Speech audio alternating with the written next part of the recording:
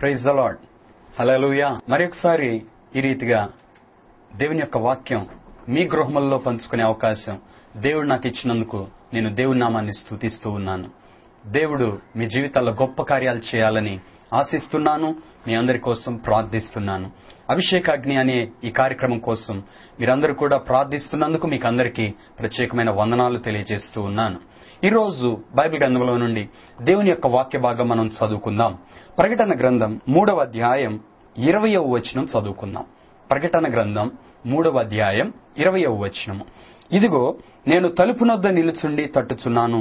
ఎవడైనను నా స్వరము విని తలుపు తీసిన ఎడల నేను అతని యొద్దకు వచ్చి అతనితో నేనును నాతో కూడా అతడును భోజనము చేయుదుము. ప్రభునందు ప్రియులారా, ఈ మాటలు బైబిల్ గ్రంథంలో ప్రకటన గ్రంథంలో పరిశుద్ధాత్మ దేవుడు ఈ కాలములో మన కొరకు వ్రాయించాడని నేను గట్టిగా నమ్ముతున్నాను. ఈ అంత్య దినములలో ప్రతి ఒక్క వ్యక్తి యొక్క దృష్టి కూడా ప్రకటన గ్రంథం మీద ఖచ్చితంగా ఉండాలండి. ఈ దినాల్లో మనం ఏ వాక్యం వింటున్నా కూడా ఆ వాక్యం మనల్ని దేవుని రాకడకు సిద్ధపరుస్తుంది అనే విషయం మనం గుర్తించాలి. దేవుని రాకడ అతి సమీపంగా ఉందని, అందుకొరకు మనం ఆయన్ని ఎదుర్కొనటానికి మనమందరం సిద్ధపడవలసిన వారమై ఉన్నామని మనమందరం తెలుసుకోవాలి, గుర్తించాలి, సిద్ధపడాలి. ప్రియులారా, ఈ రోజున మనం దేవుని యొక్క వాక్యం నేర్చుకుంటున్నప్పుడు ఆ ప్రకారం అనుసరించి కూడా జీవించాలి. ఇదే ప్రకటన గ్రంథం 1వ అధ్యాయం 3వ వచనం మనం చదివితే, సమయము సమీపించినది గనుక ఈ ప్రవచన వాక్యములు చదువువాడును వాటిని విని ఇందులో వ్రాయబడిన సంగతులను గైకొని వారును ధన్యులు అని చెప్పబడింది. ఈ గ్రంథం మొట్టమొదట వ్రాస్తూ 3వ వచనంలో చెప్పబడిన మాట సమయము సమీపించినది. ఏ సమయం ఇది అంటే ప్రభు యొక్క రాకడ సమయం సమీపించింది. కాబట్టి ఈ వాక్యములు చదివేవారు ధన్యులు, వినేవారు ధన్యులు, దాన్ని గైకొనేవారు ధన్యులు. కాబట్టి ప్రియులారా, ప్రకటన గ్రంథం మీకందరికీ కూడా బాగా మీ హృదయంలో ముద్రించబడాలనే విషయం పరిశుద్ధాత్మ దేవుడు ఈ రోజున మీతో మాట్లాడుతూ ఉన్నాడు. ఈ వాక్య భాగాలన్నీ బాగా చదవండి, నేర్చుకోనండి. ప్రకటన గ్రంథంలో మన ప్రభు అయిన యేసయ్య రాకడను గురించి, లూసిఫర్ సాతాను యొక్క పతనమును గురించి, అలాగే ఈ కడవరి దినముల్లో భూమి మీద జరిగే అనేక సంఘటనల విషయాల గురించి కూడా వ్రాయబడుతూ వస్తుందండి. అయితే ఈ రోజు నేను మీతో పంచుకోబోతున్న ఒక దేవుని యొక్క వాక్యం ఏమిటి అంటే, ప్రభువే తాను జరిగించుచున్న క్రియ. అది ఈ వచనంలో మనకు కనబడుతుంది. ఏమిటి అది అంటే, ప్రభువు ఒక సంఘము దగ్గరకు వచ్చాడంటండి. ప్రభువు ఒక సంఘము దగ్గరకు వచ్చి అక్కడ ఆ తలుపు నొద్ద నిలుచుండి ఆయన తట్టుచూ ఉన్నాడట. ఇది దేన్ని సూచిస్తూ ఉంది అంటే, ఆ సంఘము యొక్క తలుపు ప్రభువునకు మూయబడి ఉందండి. పిల్లరా, ఇదెంత భయంకరమైన విషయమో ఒక్కసారి మీరు అందరూ ఆలోచించండి. సంఘమే, కానీ ఆ సంఘము యొక్క తలుపు ప్రభువునకు తెరవబడి లేదండి. ప్రభువునకు ఆ తలుపు మూయబడి ఉంది. కాబట్టి ఆయన ఆ తలుపు నొద్దనే నిలబడాల్సి వచ్చింది. అక్కడుండి తట్టడం ప్రారంభిస్తున్నాడండి. ప్రియులారా, ఈ దినాల్లో కూడా అనేక సంఘాల్లో ప్రభువునకు సంబంధం లేని కార్యకలాపాలు ఎన్నో జరుగుతున్నాయని నేను ఖచ్చితంగా చెప్పగలనండి. నామకార్థంగా జీవించేవారు, పాపములో జీవించేవారు, త్రాగుబోతులుగా జీవించేవారు, వ్యభిచారులుగా జీవించేవారు ఈ రోజున సంఘములో ఉండటం అది దేవునికి ఎంతో దుఃఖకరమైన విషయం. ప్రియులారా, ఒకవేళ మీలో ఎవరైనా అటువంటి పరిస్థితులు మీరు జీవిస్తుంటే మీరు ప్రభువుని మీరు లోపలికి ఆహ్వానించలేదు, ప్రభువుని మీరు బయటే నిలబెట్టారని మీరు గుర్తించాలని ఈ కార్యక్రమం ద్వారా నేను మీకు తెలియజేస్తున్నాను. చూడండి, సంఘము దేవుని యొక్క సంఘమే, కానీ ప్రభువునకు మాత్రం లోపలికి స్థానం లేదట. తలుపు దగ్గరే ఆయన నిలబడ్డాడట. ఏ సంఘం ఇది? అసలు ఈ సంఘం యొక్క పరిస్థితి ఏమిటి అని మనం బైబిల్ గ్రంథంలో గమనిస్తే లవొదికయ అనే ఈ సంఘం పేరండి. ప్రకటన గ్రంథం 3వ అధ్యాయం 14వ వచనంలో ఈ మాట రాయబడుతుంది. ఈ లవొదికయ సంఘం యొక్క పరిస్థితి ఏమిటి? ఆ సంఘముతో ప్రభు మాట్లాడుతూ అంటున్నాడు, నీ క్రియలను నేను ఎరుగుదును అంటున్నాడండి. అవునండి, మనందరి క్రియలు కూడా ప్రభునకు తెలుసండి. మనం ఏం చేస్తున్నామో, ఏం మాట్లాడుతున్నామో, ఏమి చూస్తున్నామో ప్రతిదీ ప్రభునకు తెలుసండి. దీని గురించి మరొకరు ఎవరు కూడా సాక్ష్యం చెప్పాల్సిన అవసరం లేదు. యోహాను సువార్త 2వ అధ్యాయం 24వ వచనంలో ప్రభు ఇదే మాట చెప్తున్నారు. అదేమిటి అంటే, అయితే యేసు అందరినీ ఎరిగిన వాడు గనుక ఆయన మనుష్యుని ఆంతర్యమును ఎరిగిన వాడు. కాబట్టి ఏ మనుష్యుని గురించి ఎవరు కూడా ఆయనకు సాక్ష్యం చెప్పాల్సిన అవసరం లేదు అని చెప్పబడుతోంది ప్రియులారా. ఆయన అంతా ఎరిగిన దేవుడు. ఇక్కడ ఈ సంఘంతో అంటున్నాడు, నీ క్రియలు నాకు తెలుసు అంటున్నాడు. నీ క్రియలు నేను ఎరుగుదును అంటున్నాడండి. ప్రియులారా, అవునండి, ఈ రోజున భూమి మీద ఎన్ని సంఘాలైతే ఉన్నాయో, ఎన్ని మందిరాలైతే ఉన్నాయో, ఎంతమంది దేవుని పిల్లలుగా జీవిస్తున్నారో వాళ్ళందరి సంగతి కూడా ప్రభు నాకు తెలుసండి. నీ క్రియలను నేను ఎరుగుదును అని చెప్తూ ప్రభు ఇక్కడ ఏమని చెప్తారంటే, నీవు చల్లగానైనను వెచ్చగానైనను లేవు, నీవు చల్లగానైనను వెచ్చగానైనను ఉండిన మేలు అంటాడు. ప్రకటన గ్రంథం 3వ అధ్యాయం 15వ వచనంలో ఈ మాటలు రాయబడుతున్నాయి. ఈ సంఘము యొక్క క్రియలు నులివెచ్చని స్థితిలో ఉన్నాయట. ఏమిటి నులివెచ్చని జీవితం అంటే, అటు దేవుడు కావాలి, ఇటు లోకము కావాలి. దేవునిని కోరుకున్న వారు లోక సంబంధమైన విడిచిపెట్టాలని, పరిశుద్ధంగా జీవించాలని దేవుని యొక్క వాక్యం తెలియజేస్తుంది. కానీ ఇటు దేవుణ్ణి కోరుకుంటున్నారు, లోక సంబంధమైన వాటిని కోరుకుంటున్నారు. ప్రియులారా, ఒక్క మాట చెప్తున్నాను, వెలుగుకు చీకటికి పొత్తు ఎక్కడా కుదరదండి. మంచి చెడు రెండు ఒకే చోట ఎక్కడ నివసించలేవండి. పాపము పరిశుద్ధత ఎక్కడా కలిసి ఉండలేవు. ఒక్క చిన్న బొట్టు విషము బిందెడు పాలను కూడా విషకరమైన పాలుగా చేసేస్తాయి. అలాగే చిన్న పాపం, చిన్న చెడుగు దేవుని నుంచి నిన్ను దూరం చేస్తాయని నువ్వు గుర్తించాలి. నులివెచ్చని జీవితం భయంకరమైన జీవితం. దీని గురించి ఉదాహరణగా మనం చెప్పాలంటే, దేవుని యొక్క ఆశీర్వాదాలన్నీ ఉన్నాయి, ఒక్కటి కూడా అనుభవించడం వీళ్ళ వల్ల కాదు. అనుభవించలేరండి. కారణం ఏంటంటే, ఆశీర్వాదాలైతే ఉన్నాయి కానీ పరిశుద్ధత లేదు, అర్హత లేదు. ఆశీర్వాదాలైతే ఉన్నాయి కానీ అర్హత లేని కారణము చేత ఏది అనుభవించలేరు. ఈ రోజున అనేక సంఘాలు ఇదే పరిస్థితిలో జీవిస్తున్నాయని పరిశుద్ధాత్మ దేవుడు నాతో మాట్లాడుతూ వచ్చారండి. ఈ రోజున సంఘాన్ని చూసి దేవుడు దుఃఖపడుతున్నాడు. ఈ రోజున దేవుడు అన్యజనులను చూసి దుఃఖపట్టలేదండి, సంఘమును చూసి దేవుడు దుఃఖపడుతున్నాడు. ఆ రోజున యేసు ప్రభు శరీరధారిగా ఉన్నప్పుడు దేవాలయంలో అక్రమాలు జరిగినాయి. వాటిని చూచిన దేవుడు కొరడా పట్టుకొని ఆ చెడుగునంతా బయటికి వెళ్ళగొట్టవలసి వచ్చింది. ఈ రోజున కూడా మరి ఒకసారి అటువంటి క్రియలు జరగాలేమో అనిపిస్తోందండి. ఒకవేళ నువ్వు దేవుని కుమారుడిగా, దేవుని కుమార్తెగా జీవిస్తూ లోకముతో నువ్వు రాజీ పడి పాపములో గాని జీవిస్తే నీ మీద దేవుని యొక్క ఉగ్రత ఉంటుందని గుర్తించు. భక్తిహీనత మీద దేవుని యొక్క ఉగ్రత ఉంటదంటండి. అంతే. ఈ సంఘం నులివెచ్చనగా ఉందంట. దేవుణ్ణి కోరుకుంటున్నారు, దేవునికి స్థానం మాత్రం సంఘంలో లేదు. ఒకవేళ నువ్వు జీవించే జీవితంలో కూడా ఇలాగే నువ్వు జీవిస్తున్నావా? దేవునిని కోరుకుంటున్నావు, దేవునికి స్థానం మాత్రం నీ హృదయంలో లేదేమో. పరిశుద్ధత నీవు కలిగి ఉండకపోతే నీ హృదయంలో ప్రభువు ఉండలేడు. పరిశుద్ధత లేకుండా ఏ వ్యక్తి ప్రభువును చూడలేడండి.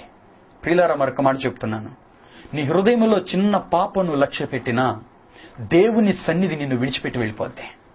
దావీదు పాపం చేసినప్పుడు ఆయన చేసిన ప్రార్థన ఏంటంటే, దేవా నీ సన్నిధిలో నుండి నన్ను త్రోసివేయద్దు అంటాడు.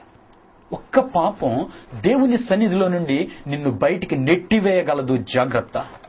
దేవుని సన్నిధి నుండి వెలివేయబడితే ఇక ఆ జీవితం భయంకరంగా మారిపోద్దండి. ఈ సంఘం నులివెచ్చని స్థితిలో ఉందంట. ఏమిటి కారణం అంటే, నేను ధనవంతుడను, ధనవృద్ధి చేసి ఉన్నాను, నాకేమీ కొదువలేదు అని చెప్తుందట. కానీ దేవుడు అంటున్నాడు ఈ సంఘాన్ని చూసి, నీవు దౌర్భాగ్యుడవు అంటున్నాడు, నీవు దిక్కుమాలిన వాడవు అంటున్నాడు, నీవు దరిద్రుడవు అంటున్నాడు, నీవు గుడ్డివాడవు అంటున్నాడు, నీవు దిగంబరుడవై ఉన్నావని నీకు తెలియట్లేదు అంటున్నాడు. ఏమిటి లక్షణాలు? ఎందుకు దేవుడు ఇలాంటి మాటలు మాట్లాడవలసి వచ్చింది అంటే, ఈ లోకంలో నీకేమీ కొదువు లేకపోవచ్చు, కానీ ఆత్మీయంగా మాత్రం నువ్వు దౌర్భాగ్య స్థితిలో ఉన్నావేమో, ఆత్మీయంగా నువ్వు దిగంబర స్థితిలో ఉన్నావేమో. అనగా ఆత్మ సంబంధమైన మహిమైశ్వర్యం, పరిశుద్ధత వీటిని కలిగి ఉండే విషయముల్లో, అవి సంపాదించుకునే విషయాల్లో ఇప్పటి వరకు నువ్వేమీ సంపాదించుకోలేదేమో. అందుకే దేవుడు నిన్ను చూసి మాట్లాడుతున్నాడు. నీవు దిగంబరిగా ఉన్నావు, దిక్కుమాలిన వాడుగా ఉన్నావని మాట్లాడుతున్నాడు. అంటే ఏమీ లేనివాడిగా ఉన్నావు. నిజమేనండి, అనేక మంది కొన్ని సంవత్సరాల నుండి ప్రార్థనా మందిరానికి వస్తున్నారు, కానీ ఇప్పటి వరకు కూడా ఆత్మ సంబంధమైనవి ఏవి పొందలేని స్థితిలో అనేక మంది జీవితాలు ఉన్నాయి. విశ్వాసుల్ని కలిసినప్పుడు వారిని నేను అడుగుతున్నాను, మీ ప్రార్థనా సమయం ఎంత? రోజులో ఎంతసేపు మీరు ప్రార్థన చేస్తున్నారు? ఎంత దేవుని యొక్క వాక్యం వింటున్నారు? ఎంత మీరు నేర్చుకుంటున్నారు అని అడుగుతున్నప్పుడు ప్రియులారా, ప్రార్థనా సమయం చాలా తక్కువగా విశ్వాసులు చెప్పడం జరుగుతుందండి. 5 నిమిషాలు ప్రార్థన చేస్తున్నామని చెప్పేవారు, 10 నిమిషాలు ప్రార్థన చేస్తున్నామని చెప్పేవారు, లేదంటే ఏదో కొద్దిసేపు ఎప్పుడు గుర్తొచ్చినప్పుడు ప్రార్థన చేస్తున్నామని చెప్పేవారు. ఇటువంటి వారి ఆత్మీయ జీవితాలు ఎలా ఉన్నాయి అనుకుంటున్నారు? ఇటువంటి వారేనండి నులివెచ్చని స్థితిలో జీవించేవారు. ఒకవేళ నువ్వు అలాగే నులివెచ్చని స్థితిలో జీవిస్తున్నావా? నిన్ను చూసి దేవుడు దుఃఖపడుతున్నాడు. నువ్వు అటు వెచ్చగానూ లేవు, ఇటు చల్లగానూ లేవు.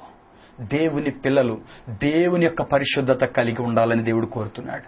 ప్రియులారా, ఇటువంటి నులివెచ్చని కలిగిన జీవితం, ఆత్మీయంగా మంట లేని జీవితం, ఆత్మీయంగా రోషము లేని జీవితం ప్రభువును బయట నిలబెట్టిన జీవితం అండి. ప్రభు వీరి హృదయాల్లో లేడండి. తలుపుకి బయట నిలబెట్టారండి ప్రభువుని. కాబట్టి వీరి జీవితాలు ఆత్మీయంగా ఎదగలేకపోతున్నారు. దేవుడు వీరితో మాట్లాడుతున్నాడు. స్వరము వినబడుతోంది, తలుపు తట్టే శబ్దం వినబడుతోంది. అయినప్పటికీ కూడా వీరి హృదయపు తలుపులు మూయబడి ఉన్నాయి. నా చిన్నతనము నుండి నేను వింటున్న పాట, హృదయమనెడు తలుపు నొద్ద యేసు నిలుచుండి తట్టుచున్నాడు.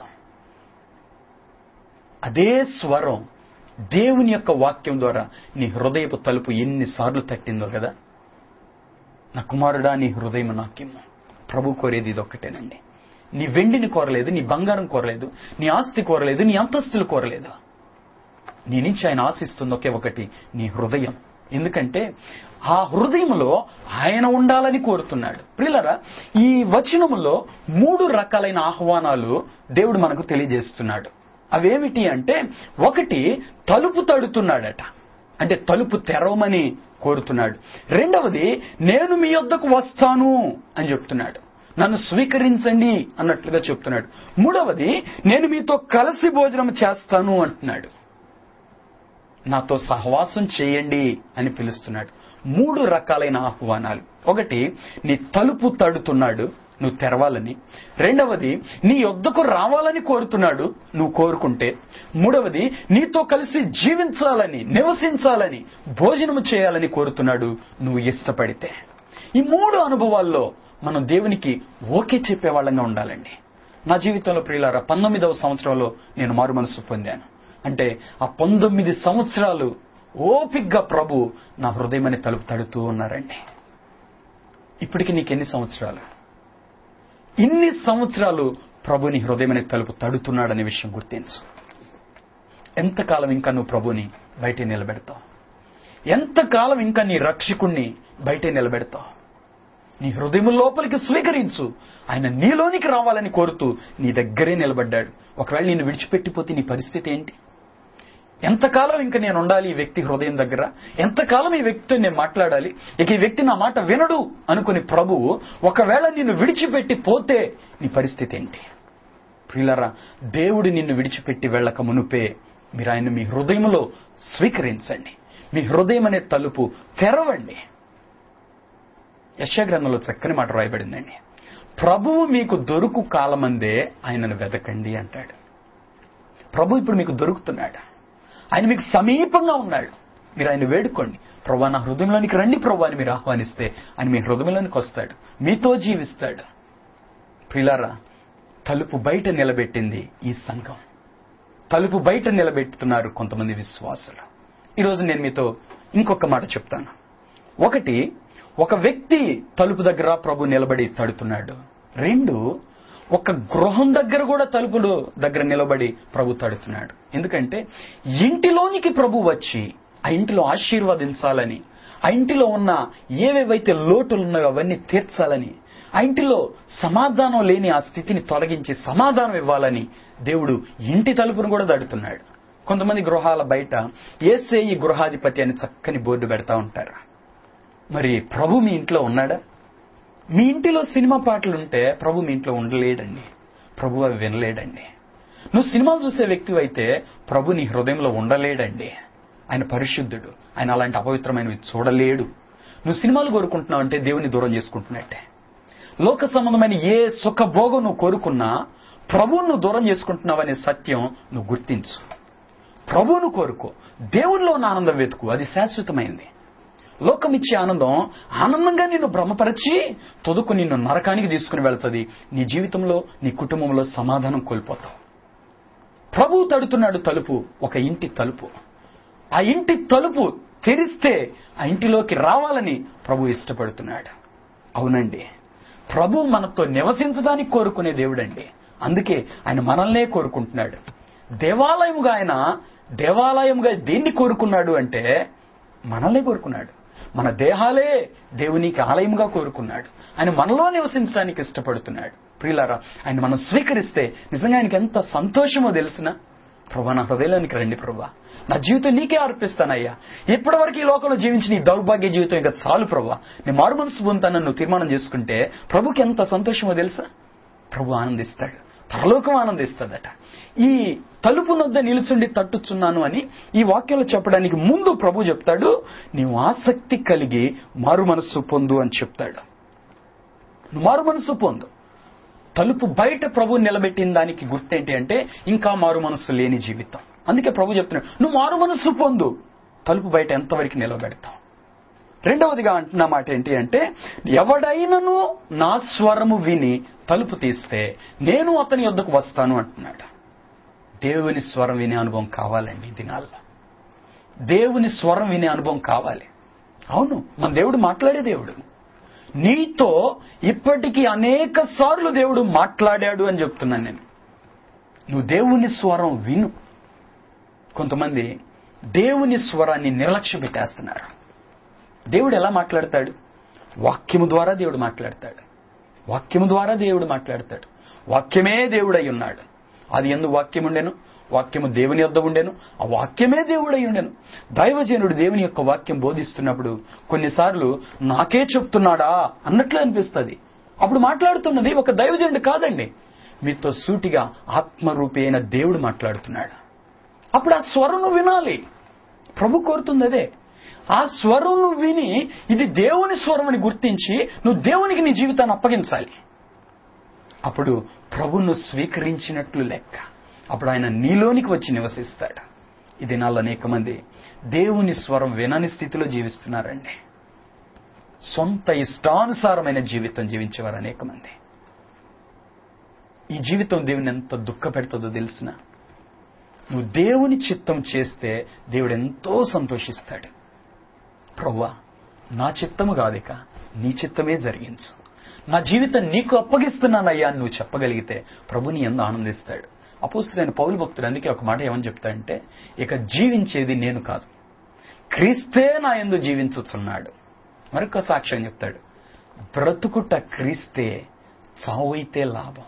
అవునండి, ఈ లోకంలో మనం బ్రతుకుతున్నామంటే మన కొరకు ప్రాణం పెట్టిన ప్రభు కొరకే బ్రతకాలి. లేదంటే ఇంకెందుకు బ్రతుకుతున్నట్లు? ఎందుకు మన జీవితం? ఒకసారి ప్రశ్నించుకోండి. ఏంటి మన జీవితం యొక్క పరిస్థితి? ఎందుకు మన జీవితం జీవిస్తున్నాం ఈ లోకంలో? కష్టపడటానికే పుట్టామా? శ్రమలు అనుభవించడానికే పుట్టామా? వాటిలో జీవించి అలాగే నలిగిపోయి అలా ఏడుస్తూ చచ్చిపోవటమేనా? అంతేనా జీవిత ముగింపు? ఇంకేమీ లేదా ఈ జీవితానికి? కాదండి, మనం జీవించాల్సింది ప్రభు కొరకు. దేవునిని మహిమపరిచే జీవితం జీవించాలనే దేవుడు మనకింత విలువైన జీవితం ఇచ్చాడు. ఒక్క మాట చెప్తున్నాను, మనకు ఉన్నది ఒకే ఒక్క జీవితం, మరొక్క జీవితం లేదు. నువ్వు దేవునిని మహిమపరచాలన్నా, దేవుని కొరకు సాక్షిగా జీవించాలన్నా ఈ ఒక్క జీవితంలోనే నువ్వు జీవించగలుగుతావు. ఈ సమయం నువ్వు పోగొట్టుకుంటే మరొక జీవితం అనేది ఇక లేదంతే. ఈ జీవిత దినాల్లో దేవుని కొరకు సాక్షిగా జీవిస్తే ఎంత అద్భుతమైన ఆశీర్వాదకరమైన జీవితం అయిపోద్ది మంది.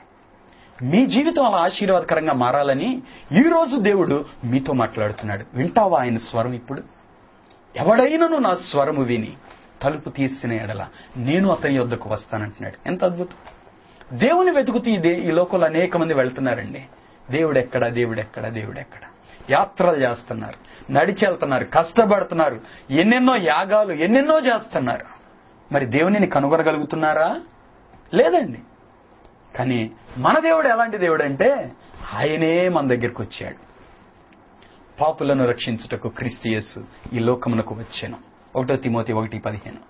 లూకాసు వార్త 19:10 నశించిన దాన్ని వెతికి రక్షించుటకు మనిషి కుమారుడు ఈ లోకంలోనికి వచ్చెను. దేవుడు మన దగ్గరకు వస్తున్నాడండి. మనం నెట్టేస్తున్నామా? ఒకవేళ నువ్వు నెట్టేస్తున్నావా? దేవుణ్ణి నెట్టేసే వ్యక్తివా నువ్వు? దేవుణ్ణి కాదని వెళ్ళి జీవించగలుగుతావా? లేదండి. మన దేవుడు మనల్ని ఎంతో ప్రేమించే దేవుడు. ఒక్కసారి దేవుణ్ణి మనం స్వీకరించి మన జీవితంలో, ప్రభువా ఇక జీవించే జీవితం నేను నీ కొరకు జీవిస్తాను అని దేవునికి అప్పగించి చూడండి. ఒక్కసారి చూడండి, ప్రయత్నించి చూడండి. ఇక నేను మారు మనసు పొందుతాను ప్రభువా, నీకు ఇష్టం లేని పని ఏది నేను చేయను, నా జీవితం నీకు అప్పగిస్తున్నాను అని ఒక్కసారి మీ జీవితం దేవునికి అప్పగించి చూడండి. ఎంత అద్భుతకరమైన రక్షకుడండి యేసయ్య. ఎవడైనా నా స్వరం విని తలుపు తీస్తే నేను అతని యొద్దకు వచ్చి అతనితో నేను, నాతో కూడా అతడు. ఏమనుబంధం అండి! అతనితో నేను, నాతో కూడా అతడు. అతనితో నేను, నాతో కూడా అతడు. ఎంత అద్భుతమైన అనుబంధం ఇది! దేవుడు నీతో జీవించే ఈ గొప్ప ఆశీర్వాదం నువ్వు ఎంతకాలం ఇంకా దూరంగా ఉంటావు? ఈ ఆశీర్వాదాన్ని ఎంతకాలం నువ్వు ఇంకా పోగొట్టుకుంటావు? దేవుడు నీతో ఉంటే అసలు నీ జీవితం ఎంత ఆశీర్వాదకరం అయిపోతుందో తెలుసా? ఈ లోకంలో ఇంకంతకంటే ఏం కావాలండి? పరలోకాన్ని కానీ ఒక్కసారి నువ్వు చూడగలిగితే, నీ కన్నులెత్తి ఒక్కసారి పరలోకం వైపు కానీ నువ్వు చూడగలిగితే ఈ లోకంలో ఉన్న ఏది నువ్వు కోరుకో తెలుసా? ఒక భక్తుడు అందుకే ఒక పాట పాడాడు, 1,000,000 ఐశ్వర్యం నన్ను వెదకి వచ్చినా నీకది సమమవునా? అంటే ఆయన దేవుని సన్నిధి చూశాడు, దేవునిలో ఉన్న ఆనందాన్ని చూశాడు, దేవునిలో ఉన్న మహిమైశ్వర్యాన్ని చూశాడు. ఇప్పుడు ఆయన ఇంకేం కోరట్లేదు. 1,000,000 రూపాయలు వచ్చినా నాకు వద్దంటున్నాడు. నాకు అవసరం లేదు. అవునండి, బంగారపు వీధుల్లో నడిచే ఆ భాగ్యం ఎక్కడ? ముత్యములతో రత్నములతో కట్టబడిన ఆ పట్టణంలో ప్రవేశించే భాగ్యం ఎక్కడ? దేవుని మహిమ తేజరిల్లుతూ మనల్ని దేవుడు మహిమతో నింపే ఆ గొప్ప జీవితం ఎక్కడ? 1,000,000 రూపాయల దానం ఇదెక్కడ? చచ్చిపోతే ఈ మొత్తం విడిచిపెట్టాలి. బ్రతికి ఉండగా మహిమైశ్వర్యం పొందుకో, పరలోక రాజ్యాన్ని సంపాదించుకో, ఈ రక్షకుణ్ణి కలిగి జీవించు. నీ జీవితం ఆశీర్వదించబడుతుంది. అంతేకాదు నువ్వు తరతరాలకు దీవెనకరంగా మారతావు. ఎవరైనా నా స్వరం విని తలుపు తీస్తే నేను అతని యొద్దకు వస్తానంటున్నాడు. 3 రకాలైన ఆహ్వానాలు ప్రభు ఇచ్చాడు. 1, తలుపునొద్ద నిల్చుండి తడుతున్నాను, తలుపు తీయండి. 2, నా స్వరం వినిపిస్తున్నాను, నా స్వరం వినండి, అప్పుడు నేను మీ యొద్దకు వస్తాను. 3, నువ్వు నన్ను కోరుకుంటే నీతో కలిసి భోజనం చేస్తాను. దేవుడిచ్చిన 3 ఆశీర్వాదాలు కూడా చెప్తాను. 1, నువ్వు తలుపు తీస్తే ఆయన నీ యొద్దకు వస్తానంటున్నాడు. 2, ఆయన స్వరం నీకు వినిపిస్తానంటున్నాడు. ఆయన రావటం మాత్రమే కదా ఆయన నీతో మాట్లాడతాడు. 3, నీతో కలిసి భోజనం చేస్తానంటున్నాడు. అంటే ఆయన నీతో జీవించడానికి ఇష్టపడుతున్నాడు. ప్రియులారా, ఒక్క మాట చెప్తున్నాను, నువ్వు దేవునికి దూరంగా ఉన్నంత కాలం నువ్వు పోగొట్టుకునే ఆశీర్వాదాలు ఎన్ని ఉన్నాయో తెలుసా? యేసయ్య రక్తం ద్వారా వచ్చే ఆశీర్వాదాలు ఉన్నాయి బైబిల్లో. ప్రార్థించే వారికి ఉన్న ఆశీర్వాదాలు ఉన్నాయి బైబిల్లో. దేవుని యొక్క వాక్యం ఎక్కువగా ధ్యానించే వారికి ఉన్న ఆశీర్వాదాలు ఉన్నాయి బైబిల్లో. ఈ వాక్యం తెలియనందు చేత నువ్వెంత పోగొట్టుకుంటున్నావో తెలుసునా నీకు? నీ ఆశీర్వాదం పోగొట్టుకునే వ్యక్తిగా ఉంటున్నావు. దేవుని యొక్క వాక్యం శ్రద్ధగా వినండి, మీ హృదయం అంతా తెరచి వినండి, గుర్తుపెట్టుకోవడానికి ప్రయత్నం చేయండి, చదవండి, నేర్చుకోండి దేవుని యొక్క వాక్యం, ఆ ప్రకారం జీవించండి. మీ జీవితం అద్భుతంగా మారిపోతుందండి. ఇదిగో తలుపునొద్ద నిలుచుండి తట్టుచున్నానని చెప్పిన ప్రభు ఈ సమయంలో మీ హృదయం అనే తలుపు దగ్గర నిలబడి తడుతున్నాడు. మీ ఇంటి తలుపు దగ్గర నిలబడి తడుతున్నాడు. ఆహ్వానిస్తావా ప్రభుని నీ హృదయంలోకి? ఆహ్వానిస్తావా ప్రభుని నీ ఇంటిలోనికి?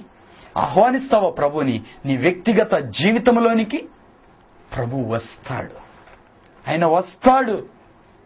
అబ్బా తండ్రి అని ఆయన్ని పిలిచే భాగ్యం ఇస్తాడు. ఎంత అద్భుతం! దేవుని తండ్రి అని పిలిస్తే మనం దేవునికి ఏమైపోతాం? దేవుని కుమారుడు, దేవుని కుమార్తె. ఎంత ఆశీర్వాదం అండి దేవునిలో ఉన్న భాగ్యం. ఒక భక్తుడు తను సాక్ష్యంలో చెప్తూ ఈ మాట చెప్తే నేను విన్నాను. నా జీవితంలో ప్రేమగల రక్షకుణ్ణి 17 సంవత్సరాల పాటు నా హృదయం బయటే నిలబెట్టాను. ఇప్పుడు తలుచుకుని నేను ఎంతో పశ్చాత్తాపడుతున్నాను.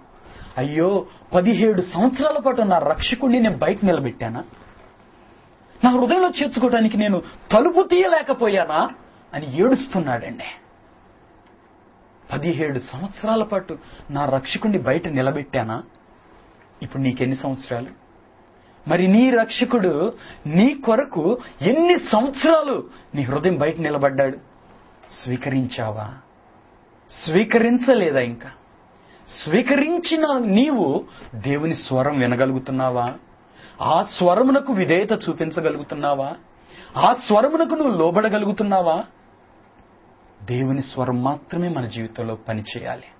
ఆ స్వరమునకు మాత్రమే మనం లోబడాలి. అనగా దేవుని యొక్క వాక్యమునకు మాత్రమే మనం లోబడాలి. వాక్యానుసారము కానిది ఏదైనా సరే మనం దాన్ని విడిచిపెట్టాలండి. వాక్యమే మనల్ని బ్రతికించేది, వాక్యమే మనల్ని నడిపించేది, వాక్యమే మనల్ని దేవునికి దగ్గరగా చేర్చేది. ఇది దేవుని మాట అని గుర్తించండి. మూడవదిగా, ఆయన వచ్చి నివసిస్తున్నాడు మనతో, ఆయన భోజనం చేస్తున్నాడు. ఇక నిన్ను విడిచిపెట్టి ఎన్నడూ వెళ్ళడు. ఈరోజు నేను మీతో చెప్తున్నాను, ప్రభు నిన్నెన్నడూ విడువడు. నువ్వు ఒకవేళ ప్రభుని స్వీకరించకపోయినా నీ హృదయం అనే వాక్యాల దగ్గర నిలబడి తడతానే ఉంటాడు. ఎప్పటి వరకు తెలిసినా నీ మరణ దినం వరకు తడతానే ఉంటాడు. అంత ప్రేమ దేవునికి నువ్వంటే. దేవునికి మనమంటే అంత ప్రేమ అండి. అందుకే ఆయన మనల్ని విడిచిపెట్టలేడు. విడిచిపెట్టి ఒక్క క్షణం ఉండలేడండి దేవుడు. దేవుడు నిన్ను విడిచిపెట్టి ఒక్క క్షణం ఉండలేడు. అందుకే నిన్ను ప్రేమించి నీ వైపే చూస్తా ఉంటున్నాడు. ఇప్పుడు నీతో మాట్లాడుతున్న కారణం కూడా ఆయన ప్రేమే. ఈ వాక్యం ద్వారా ఇప్పుడు నీతో మాట్లాడుతుంది ఎందుకో తెలుసా? ఆయన ప్రేమ. అందుకే ఆ తలుపు తెరు, నీ హృదయపు తలుపు. నీ హృదయపు తలుపు తెరచి, ప్రభా నా హృదయంలోనికి రండి అని పిలువు. ఆయన నీతో నివసిస్తాడు, నీ కుటుంబాన్ని ఆశీర్వదిస్తాడు. నీ జీవితం ఇప్పటికీ ఎలాగున్నా సరే దాన్ని తిరిగి కడతాడు దేవుడు. అవునండి, యేసు ప్రభు లేని అనేక మంది జీవితాలు చిందరవందరైపోయినాయి. కుక్కలు చింపిన విస్తరి కొంతమంది జీవితాలు అయిపోయినాయి. చెదరిపోయిన జీవితాలు కొంతమంది అయిపోయినాయి. పగలగొట్టబడిన జీవితాలుగా కొంతమంది అయిపోయినాయి. నలిగిపోయి విరిగిపోయిన జీవితాలుగా కొంతమంది అయిపోయినాయి. ఇవన్నిటికి కారణం ఎవరో తెలుసా? ఇప్పటి వరకు సాతాన్ని నీ హృదయంలో ఉంచుకున్నావు. అందుకే సాతానుగాడు వాడు చేయాల్సిన నాశనం అంతా చేశాడు నీ జీవితానికి. ఇప్పుడైనా నువ్వు ప్రభు వైపు తిరుగు. ప్రభా నా జీవితాన్ని కట్టు అని ప్రభుకు అప్పగించుకో. ఆయనకు నీ హృదయం తలుపు తెరచి అని నీ లోపలికి పిలువు. ఇక బ్రతికినా చనిపోయినా నీ కొరకే జీవిస్తాను ప్రభు అని నువ్వు జీవించు. ఖచ్చితంగా దేవుడు నీ జీవితాన్ని కడతాడు, నీ జీవితంలో అద్భుతం చేస్తాడు. ఇలా నువ్వు తీర్మానం చేసుకుని ప్రభు నీ హృదయంలో స్వీకరించడానికి నువ్వు ఇష్టపడితే ఇప్పుడు నువ్వు కళ్ళు మూసుకో. నీకోసం నేను ప్రార్థన చేస్తాను. ప్రభు నిశ్చయంగా నిన్ను ఆశీర్వదిస్తాడు.